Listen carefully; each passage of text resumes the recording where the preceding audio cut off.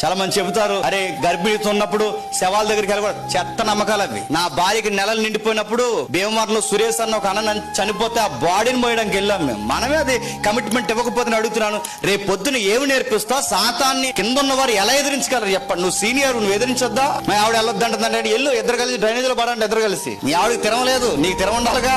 లోకస్తులు నమ్ముతారు అలాంటి అంతా, ఇది ఇంటికి వస్తుంది, అలా జరుగుతుంది. మనం నమ్మం, మనం సాతానంగా ఎదిరిస్తాం. ఎందుకంటే నిరర్ధకమైపోయే తత్వజ్ఞానాలు చెరపెట్టుకుపోయే లోకంలో వాడు బాగా నేర్పించేశాడు. వాటిని నేను ఎదిరిస్తున్నాను గుర్తుంటే తెలుసా, నేను క్రీస్తులోనికి కన్వర్ట్ అయ్యా. మన కుటుంబం అంతా వ్యతిరేకమైపోతారు, మన బంధువులు ఇదేం పనిరా ఇలా చేస్తున్నావేంటంటే నేను కన్వర్ట్ అయ్యా. ఇప్పుడు ఇలా అయితే ఆచారాలు ఇబ్బంది పెడుతున్నావేట్రా, కన్వర్ట్ అయ్యాను. ఇప్పుడు ఇలాగైతే కీడు జరగదు. మేలు కీడులు ఒక వశం ఉన్నాయి, ఆ వశం ఉన్న వాడిని నేను నమ్ముతున్నాను, ఏమీ జరగదు.